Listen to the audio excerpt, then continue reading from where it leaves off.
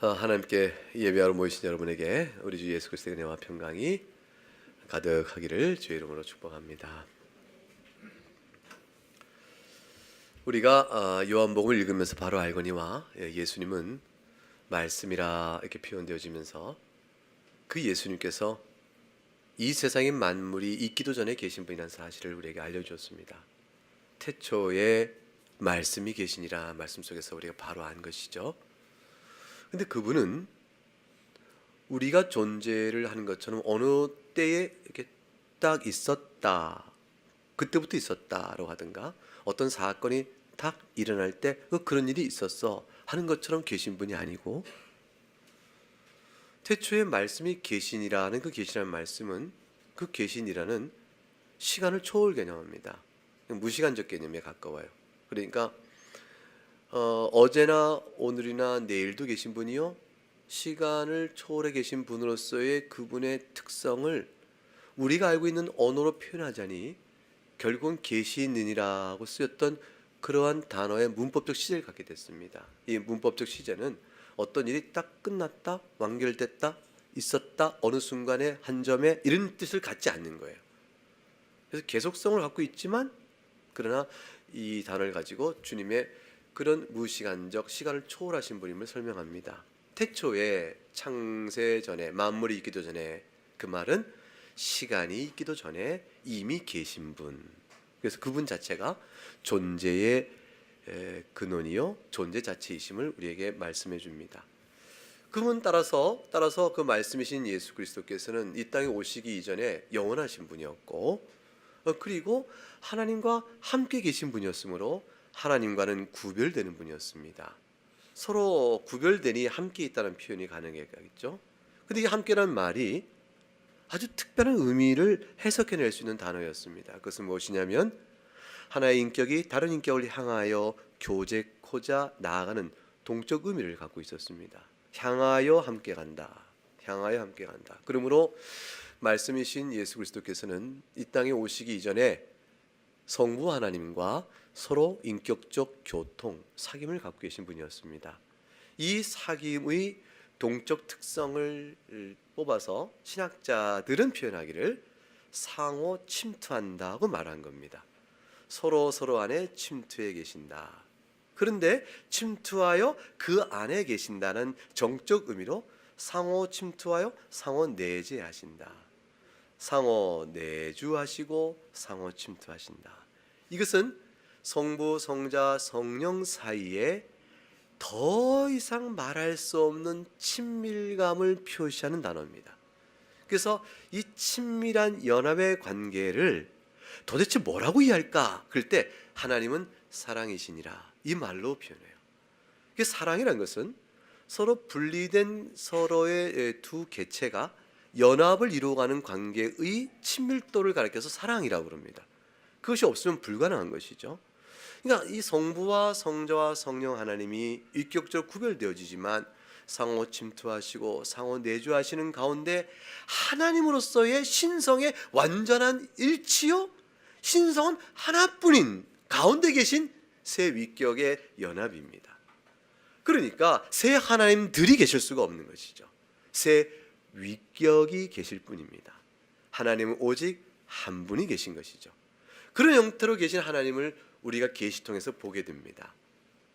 이러한 말씀이신 예수님께서 그 신성에 따라 만물이 있기 전에 무엇을 하셨을까?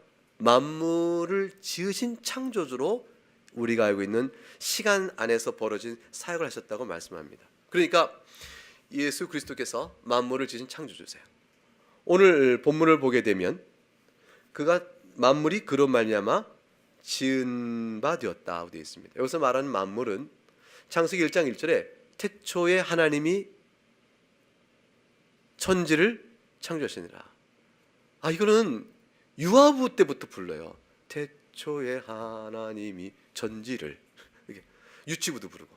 그러니까 이게 천지를 지으셨다. 그때 태초에 하나님이 천지를 지으셨다의 천지란 창세기 1장 1절이 가리킨 그 단어가 오늘 지금 요한복음 1장 3절에서 만물이라는 단어로 쓰여지고 있는 것입니다.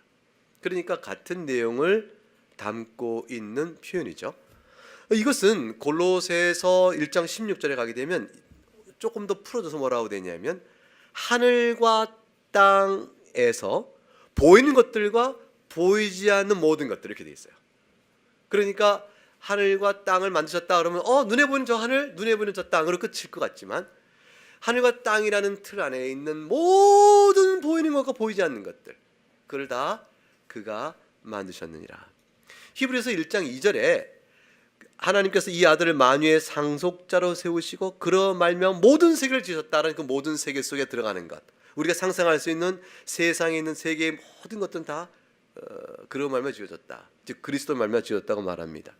성경은 예수 그리스도요, 메시아요, 그리스도요, 이분이 바로 창조자인 사실을 말함에 있어서 조금도 흔들림이 없습니다. 만물은 만들어진 것이기 때문에 있다가 사라집니다. 그러나 예수 그리스도는 영원하며 그의 말씀은 견고하며 무너지지 않습니다. 왜냐하면 그가 창조주이시기 때문입니다. 사실 이성적으로 보게 되면 만물이 소멸된다는 건 금방이란 말은 그렇고 판단해낼 수 있습니다. 생장 소멸, 만물은 있다가 소멸한다, 생성됐다가 자라다가 결국 소멸되는 것이라. 이런 사실은 이 만물이 이치가 그렇다라고 생각하는 것은 일반 철학적 판단으로 다 알고 있고 종교도 일반적으로 다 알고 있는 것이죠. 그런데 어떤 사람이 만물이 영원하다고 주장한다면 그거는 그 사람의 이성적 판단이 아니고 그 사람의 신앙이에요. 근데 우리는 이성적 판단으로 판단되지만, 그러나 우리는 계시의 말씀에 근거하여 만물의 필요성을 확실하게 신앙으로 받고 있는 겁니다. 우리는 창조주를 믿고 이 세상이 보이는 것과 보이지 않는 모든 것들이 다 본래부터 있는 것이 아니요 만들어진 피조물에 불과하다는 사실을 우리가 잘 믿습니다. 자, 그 만물이 그런 말미암아 지음을 받았다는 말씀의 본문을 생각해 보게 되면 예수 그리스도께서 이 땅에 오시기 이전에, 즉 태초에 만물을 창조하심에 있어서 어떠한 역할을 하셨을까라는 사실에 대한 한 이해의 실마리를 찾아볼 수가 있습니다. 그게 바로 뭐냐면 그로 말미암아 지음받았다는 그로 말미암아라는 뜻입니다. 이 말씀에 주목해 봐야 될 이유는 그로 말미암아라는 말을 흔히 예수 그리스도께서 완전한 하나님이심을 믿지 않는 사람들은 그로 말미암아를 하나의 도구나 수단을 뜻하는 말로 풀이하여 하나님께서 예수 그리스도를 도구로 삼아 세상을 만드셨다, 이렇게 풀이하는 말로 갖다 씁니다. 예컨대 이런 생각이죠. 영원하신 하나님이 물질을 만든다는 것은 이건 신성모독이다 생각하는 거예요. 왜냐하면 하나님은 영이신데 물질은 악한데 영이신 그 하나님께서 악한 물질을 만든다? 이원론이죠. 물질과 영은 선하고 물질은 악하다라는 생각이 있으면 영이신 하나님께서 물질을 만든다는 것 자체가 이게 말이 안 된다 생각하는 것이니까 물질을 만들 만한 참된 영이신 하나님보다는 조금 부족한 뭔가가 필요하죠. 도구가 필요한 겁니다. 그래서 마치 우리가 오물을 만질 때 직접 손으로 내지 않고 막대기 가지고 툭툭툭 이렇게 만지면서 오물을 처리한다 쳐봐요. 그럼 이렇게 수단이 필요한 거죠. 직접적 접촉을 하지 않는 어떤 매개 수단이 필요한데, 이 매개 수단을 위하여 창조주 하나님께서, 아버지 하나님께서 만물을 만들 만한 중간쯤 되는 하나님 하나 만드는 거죠. 피조된 하나님, 만들어진 하나님 만들어서, 만들어진 하나님은 자기가 만들어졌음에 다른 것을 만들 수 있는 하나님이 되어버린 겁니다. 그러나 우리로 하여금 우리를 만들었으니 예배 받으세요 라고 예배를 받을 수 있으나 진정한 하나님은 저 위에 계신, 이런 구도로 생각하면서 보라, 하나님이 그런 말미암아 만물을 지었다고 하지 않는가. 이 그런 말미암아는 수단이다, 누군가 예수다, 이렇게 말하는 거예요. 그 예수님이 1장 1절에서 그가 말씀과 하나님과 함께 계시는데 그가 곧 하나님이시라 할 때 앞에 있는 하나님은 관세가 있고 뒤에 있는 하나님은 관세가 없으니 하나님과 같은 종류이라 일컬음 받을 만한 분으로 낮추고, 그리고 3절에 가서 하나님께서 창조 세계를 이루시는 하나의 도구나 수단으로 만드신 하나님이다 라고 해석해내는 것이죠. 얼핏 보면 성경을 정확하게 해석하고 문법으로 푸는 것 같지만 아주 잘못된 해석을 왜곡해 집어넣는 것입니다. 왜 그런가? 우선 요한복음 1장 문맥만 봐도 문법적 오류가 있고, 성경 전체를 훑어보게 되면 메시아의 하나님 되심은 성경에 곳곳 증언하고 있기 때문에 그런 해석이 불가합니다. 우선 지난번에 말씀드린 것처럼 하나님, 이 말씀이 곧 하나님이시라 할 때에 그 하나님은 물론 관사가 없습니다. 그러나 하나님의 완전한 신성이 부족하여 하는 말이 아니고 그것이 문법적 구문론상 빠져 있을 뿐이라는 말씀을 드렸습니다. 오늘 본문에서 말미암아라는 말은 도구나 수단을 나타내는 전치사이기도 하지만, 그러나 말미암아는 또 달리 쓰이는 용례가 있으니 그것은 곧 그분 자신이 행하는 주체를 표시합니다. 그러니까 또 다른 문법적 용례를 무시하고 원하는 것을 취하여 썼을 뿐인 것이죠. 예컨대 성경을 보게 되면 요한복음 6장 57절을 가보겠습니다.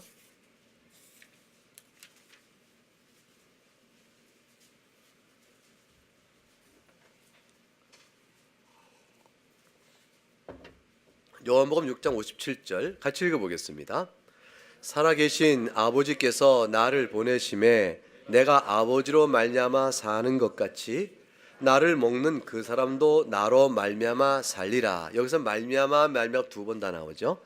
앞에 요한복음 1장 3절에 말미암아 같은 용례로 쓰인 것인데, 보십시오. 살아계신 아버지께서 나를 보내심에 내가 아버지를 도구로 삼아 산다, 이 뜻이에요.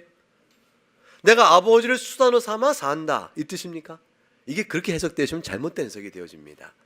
이 문의 뜻은 내가 사는 것은 아버지로 말미암으니 곧 아버지께서 나를 살게 하심으로 내가 사는 것이라 라는 뜻이에요. 그래서 내가 아버지를 도구로 쓴다는 뜻이 아니고 아버지께서 나를 살게 하시는 은혜를 입어 내가 산다 하심으로 아버지로 말미암아 속에는 아버지께서 살게 하신 주체적 의미가 담겨져 있어요. 그 다음 문장, 나를 먹는 그 사람도 나로 말미암아 살리라 그랬어요. 그 예수 그리스도를 먹는 그 사람도 예수 그리스도를 도구로 삼아 산다는 뜻이 아니고, 예수 그리스도를 믿음으로 받는 사람은, 그를 먹는 사람은 예수 그리스도께서 그를 살리시니 그로 말미암아 산다라는 뜻이 되어집니다. 생명 주시는 분이 그리스도이심의 주체성이 드러납니다. 로마서 5장 5절을 볼까요? 로마서 5장 5절. 하도 이단이 이런 본문을 가지고 미혹해하니 조금 따져볼 필요가 있겠습니다. 요한복음 5장 5절 말씀 같이 읽어보겠습니다. 시작. 소망이 우리를 부끄럽게 하지 아니함은 우리에게 주신 성령으로 말미암아 하나님의 사랑이 우리 마음에 부은 바 됨이니. 소망이 우리를 부끄러워하지 아니하면 우리에게 주신 성령을 내가 도구로 삼아 하나님의 사랑이 우리 마음에 부어진다, 이 뜻이 아닙니다. 우리 마음에 하나님의 사랑을 부으시는 이는 누구죠? 성령 하나님이세요. 그러니까 하나님께서는, 성령 하나님께서 우리 마음에 사랑을 부으시게끔 하셔서, 그래서 그 부으시는 성령 하나님 말미암아 하나님의 사랑이 우리 마음에 부음을 받는다, 그 뜻입니다. 그러니까 성령 하나님으로 말미암아하는 것은 임의로 사용하는 도구가 아니라 그 일을 행하시는 주체가 되어집니다. 이 말씀의 뜻을 로마서 11장에 가게 되면 로마서 11장 36절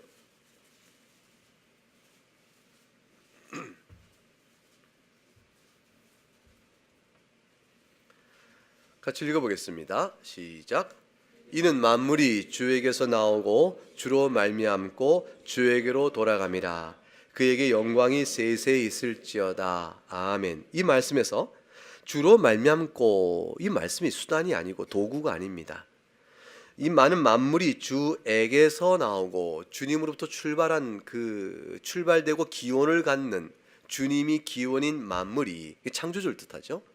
주님으로 말미암고 라는 주님을 수단으로 하여, 그것이 아니고 주님으로 말미암아 만물이 보존되고 존재하다가 그리하여 주님에게로 종말에 이르게 된다 하는 뜻이에요. 따라서 시작과 끝 모든 것이 주님께서 만드시고 다스리는 가운데 있는 것이라는 주 하나님의 주권적 내용을 설명하죠. 이때에 주로 말미암고는 내내 만들어진 만물을 보존하고 통치하시는 주의 주권적 권세를 가리키는 것이므로 단순한 도구나 수단이 아닙니다. 그러므로 말미암아란 말이 신약성경의 그리스 원문에 거기에 피조물과 붙게 되거나 어떤 사람을 통하였을 때는 수단과 도구가 될 수 있습니다. 하나님께서 그의 뜻을 선지자들로 말미암아 교회에 알리셨으니 이럴 때 선지자는 다 도구나 수단이 되어집니다. 그러나 하나님의 이름이 붙을 때는 그분 자신이 성부, 성자, 성령, 성삼위 하나님께서 위격, 일격, 이격, 삼격으로의 위격적 질서 가운데서 이 어떤 일을 행하심을 표현하는 그 표현일 따름입니다. 따라서 예수 그리스도께서 바로 창조의 주체가 되시는 것입니다.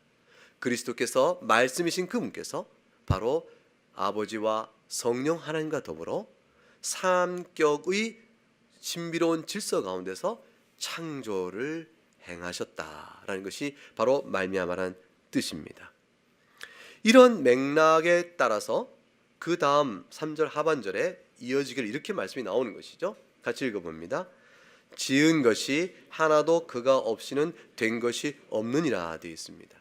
그가 없이는 이란 말은 필수적이고 주체적인 역할이 그에게 있음을 표현합니다.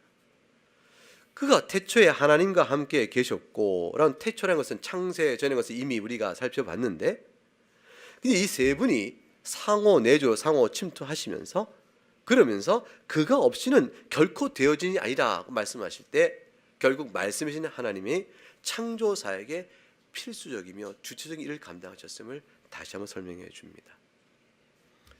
이러한 말씀이신 그리스도의 창조주로서의 놀라움은 우리로 하여금 창세기 1장 1절과 비교할 때도 금방 확인이 되어집니다. 창세기 1장 1절은 아까 말한 것처럼 태초에 하나님이 천지를 창조하셨다 되어 있어요. 근데 1장 3절에 뭐라고 되어 있냐면 만물이 그로 말미암아 지은 바 되었고 지은 것이 하나도 그가 없이는 된 것이 없다라고 되어 있습니다. 이 둘 사이 뚜렷한 차이를 보게 될 때 우리는 언뜻 바로 이 생각을 해야 합니다. 태초에 하나님이 천지를 창조하셨던 창세기 1장 1절의 천지에는 무엇이 담겨져 있을까? 어떤 것을 포괄할까? 예수 그리스도의 정체성과 관련한 물어본다면 태초에 하나님이 천지를 창조하셨다는 말씀 속에 있는 그 천지에 예수님도 포함되는가 포함되지 않는가 이 문제예요. 하나님께서 천지를 지으셨다 할 때 천지의 한 부분으로 예수님도 포함되면 예수님은 뭐가 됩니까? 피조물이에요. 그런데 창세기 1장 1절과 달리 요한복음 1장 3절은 만물이 그런 말만 지은 바 되었고 지은 것이 하나도 그가 없이 된 것이 없느냐 되었으니 예수님은 만드신 만물 가운데 속한 분이 아닌 것을 뜻하죠. 그러므로 뚜렷한 창조주와 피조물 사이에 엄격한 절대적 구분을 해놓고 우리에게 그리스도께서 어디에 속한 분이냐를 우리에게 말하고 있는 겁니다. 여러분 믿는 예수 그리스도께서는 창조주에 속하십니까? 아니면 피조물에 속합니까? 예수님이 하나님이실까? 그럴까? 아닐까? 이렇게 생각하는 질문은 결국 우리에게 두 개의 범주 가운데 하나를 선택하라고 말하는 것이에요. 그 외에 다른 범주가 없습니다. 창조주도 아니고 피조물도 아닌 제3의 어떤 영역은 없습니다. 여러분의 예수님은 어디에 속한 분이시냐? 그것이 여러분의 신앙의 올바름과 거짓됨을 나누고 여러분의 구원의 확실성과 여러분의 구원의 상실을 초래할 위태성을 결정해 줍니다. 여러분의 예수 그리스도는, 우리의 예수님은 창조주이십니다. 이 창조주 되심이 오늘 본문에 보게 되면 시제 가운데서도 좀 나타나요. 문법적 시 자체가 그런 맥락을 설명해 줍니다. 3절에 만물이 그로 말미암아 지은 바 되었다. 이 지은 바 됐다라는 이 동사의 시제는 과거에 어떤 사건이 일어났을 때 그런 일이 있었대 라는 그 있었던 것, 어제 그 사람을 만났어, 그때 만났었어 랄 때 만났던 어떤 일, 다시 말하면 어떤 사건 자체가 과거에 발생했던 사실을 표현하는 그런 의미를 담고 있는 시제를 썼습니다. 만물이 그로 말미암아 지은 바 되었다. 창조는 하는 사건이거든요. 근데 예수님께서 태초에 말씀이 계시니라는 계시라는 것은 그렇게 말한 사건이 아닌 거예요. 그래서 아까도 말씀드린 것처럼 똑같은 동사를 쓰면서도 1절에서는 미완료라는 형태의 동사적 시제를 썼고 3절에서는 문법적 표현은 부정과거인데 그런 사실이 있었다라는 어떤 사건, 그런 걸 의미를 담고 있는 시제를 씁니다. 그래서 헬라어는 시제 자체를 어떤 것에 따라서 함축되는 의미 반영이 좀 있습니다. 우리말은 참 그런 표현이 없죠. 그런 걸 구분합니다. 말씀은 본래부터 계신 분이시다 라는 사실로 계시니라. 그리고 여기서는 만물이 그로 지은 바 되었으니, 그래서 원래는 그런 사건이 그때 있었다는 사실을 의미합니다. 사건이 그때 있었다는 사실은 또 하나의 중요한 사실을 말해줘요. 없었다가 있었다는 것이에요. 그 지은 바 되었다라는 말의 뜻은 어떤 상태였다가 다른 어떤 상태로 변화가 되었다라는 말을 함축합니다. 동시에 없었던 것이 있게 되었다라는 것도 말하는 것이에요. 그래서 지은 바 되었니라는 말씀 속에는 없었던 것이 나타나서 우리가 아는 그것이 되었느니라 이 뜻이에요.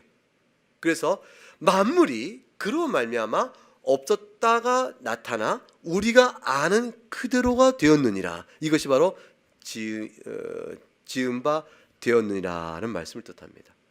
그러므로 이 본문의 이 짧은 한 절 속에는 계속된 단어 장치와 표현 하나하나를 통해서 절대적 창조주와 하나님의 만들어진 우연적 존재에 불과한 피조물 사이에 뚜렷한 구분을 놓고 로고스이신 말씀이신 예수님이 바로 창조주라는 사실을 아주 강조하고 있는 겁니다. 오늘 본문에서 3절 하반절에 지은 것이 하나도 그가 없이는 된 것이 없느니라, 이 말씀에 담겨있는 의미는 또 하나 깊이 생각해 볼 게 있습니다. 그가 어느 것도 그가 없이는 된 것이 없다라는 말은 우리에게 이 말을 의미하죠. 예수님이 뭔가를 만들기 전에 이미 있었던 것이 있었다 없었다? 있었다 없었다? 없었다는 걸 뜻하죠. 하나도 그가 없이는 된 것이 없다는 말은 예수님께서, 즉 말씀께서, 하나님께서 뭔가를 창조하시기 이전에 먼저 있었던 것은 어떤 것도 없었다는 뜻을 뜻하죠. 이거는 창조란 뭐냐라는 것을 우리에게 알려줘요. 창조란 있는 것이 어떠한 복잡 미묘한 과정을 통해서 다른 것으로 변화하는 것, 이것을 가리켜 창조라고 말하는 것이 아니라는 것을 의미합니다. 다시 말하면 원래 있는 어떤 것이 있었는데 이것이 어떻게 변해 너무 신비롭고 복잡하게 막 돼가지고 뭐가 됐는데 이게 어떻게 이게 됐지? 이거 너무 다르잖아. 야, 이건 창조야. 이렇게 말하는 것이 아니라는 거예요. 창조는 단순한 변화가 아니라 본래 있는 것에서는 나올 수 없는 것이 나오게끔 능력이 활동한 것, 그것을 창조라고 합니다. 그러니까 없는데 있는 게 나타났어요. 이거는 없는 데서 있는 게 나올 수가 없습니다. 그래서 그건 창조입니다. 하나님께서 물질을 만드시고 물질 가운데 어떤 일부를 취하셔서 다른 것을 만드셨어요. 근데 그 물질에서는 그것이 나올 수가 없습니다. 하나님의 능력이 들어가야 합니다. 그걸 가리켜서 창조라고 합니다. 그런데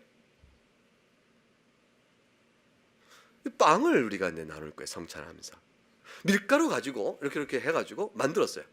그 아이한테 보였어요. 밀가루 가루 보여주고 빵을 보여줘요. 연관성을 논하라. 그럼 아이가 이 밀가루 갖고 이 빵이라는 연관성을 논할 수가 없습니다. 바로 연결이 안 시켜지죠. 과정을 다 보지 않으면. 이런 것은 창조가 아닙니다. 이거는 왜냐하면 밀가루 안에 효모를 넣고 일정한 열을 가하여 이런 빵이 나오도록 하는 모든 발상의 원리를 이용하여 만든 것입니다. 그건 창조가 아닙니다.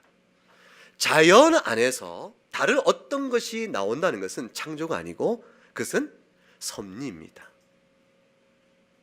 하나님께서 만드신 이 자연 안에 생성소멸해 나가도록 다양한 형태의 것들이 나오도록 자연 안에 어떤 원리적 작용을 넣어 놓으신 것이 있을 수 있습니다.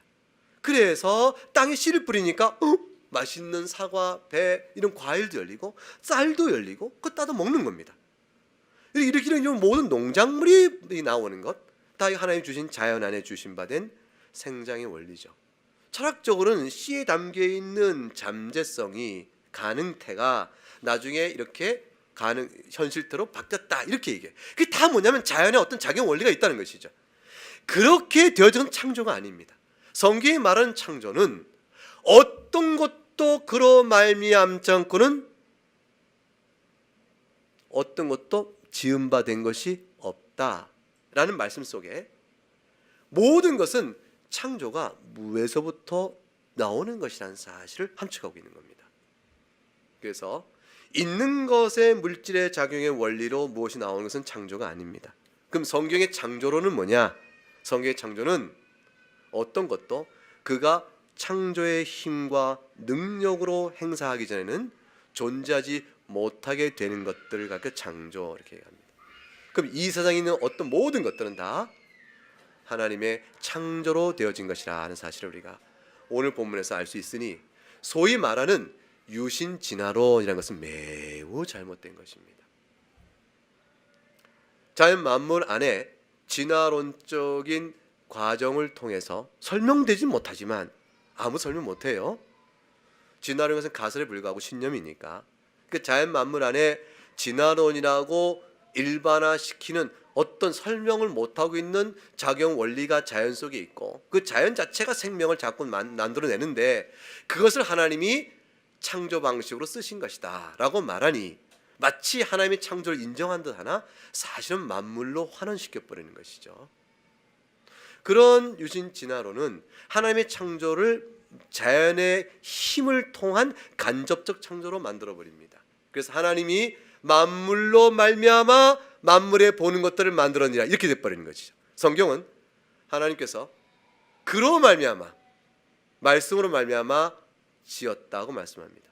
창조는 직접적입니다. 창조는 하나님의 능력의 직접적인 부여가 없이는 나올 수가 없는 겁니다. 오늘 본문에서는 아주 중요한 사실을 우리에게 잘 말해 줍니다. 이 사실이 너무도 중요해서 성경은 곳곳 하나님의 창조에 대한 계속적인 반복적인 강조가 있고 성경 몇 군데 찾아본다면 예수 그리스도와 관련된 창조에 대해서는 이렇게 선명하게 신약성경에서 설명된 바가 있습니다. 골로새서 1장 16절 한번 보겠습니다. 골로새서 1장 16절 말씀.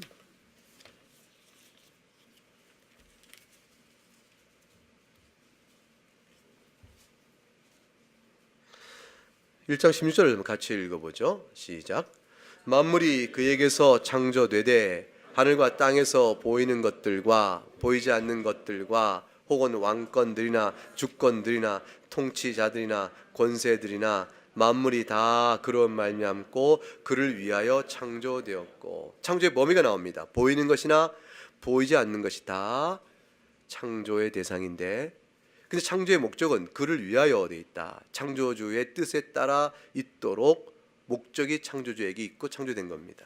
그런데 여기 어떤 표현이 나오죠? 그에게서가 나오고 그다음에 그로 말미암고가 나옵니다. 여기서 뒤에 그로 말미암고는 요한복음 1장 3절에 그로 말미암고 똑같은 표현이에요.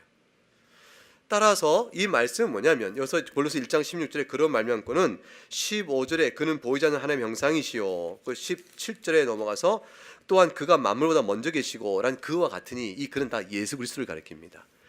그리스도로 말미암아 그리스도를 위하여 창조되었다. 그리스도께서 주체가 되어 창조했다는 사실을 선명하게 선언합니다. 히브리서 1장을 가볼까요? 히브리서 1장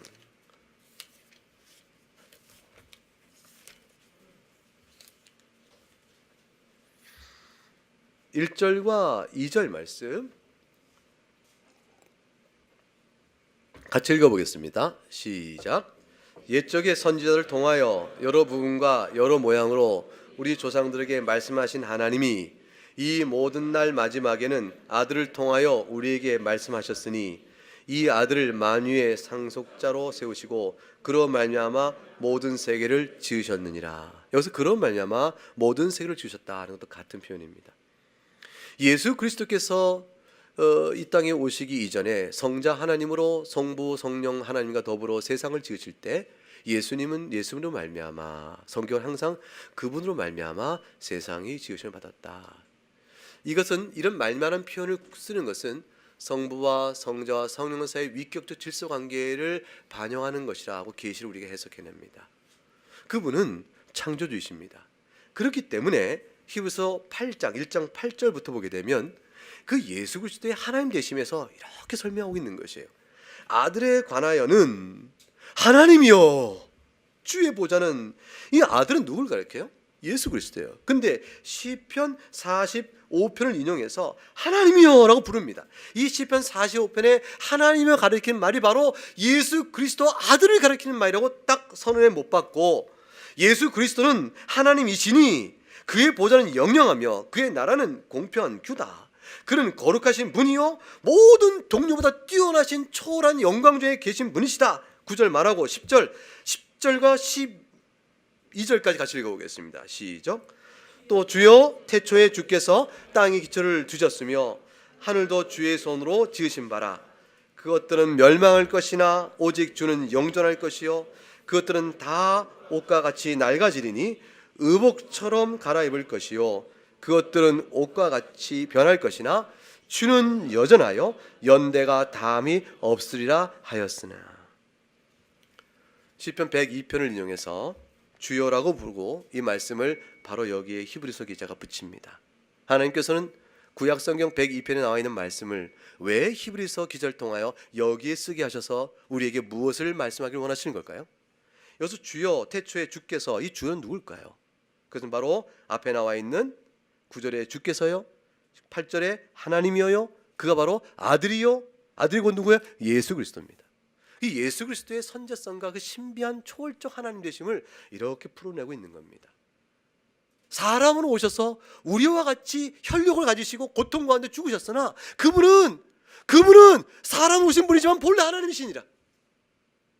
성경이 이미 말하였느니라. 구약성에 나타난 계시를 통해서 이 사실을 계속 강조해서 선포합니다. 태초에 주께서 땅의 기초를 두셨으며 하늘도 주의 손으로 지으신 바라. 하늘과 땅이 그분을 말미암아 지으신 바입니다. 그러니까 창세기 1장 1절에 태초에 하나님이 천지를 지으셨나니 하늘과 땅, 시편 102편의 25절의 말씀, 히브리서 1장 10절의 재인용, 인용으로 인한 해설, 전부 그리스도를 가리키는 말임을 알 수가 있죠. 우리에게 오신 예수님은, 여러분을 믿는 예수님 바로 하나님이십니다. 하나님이시고 그분은 창조주세요. 만일 그분이 성경에 증거된 그런 분이 아니시면 우리의 모든 믿음은 다 헛것입니다. 어떻게 예수를 믿는다고 해서 만 가지 죄악을 용서받겠어요?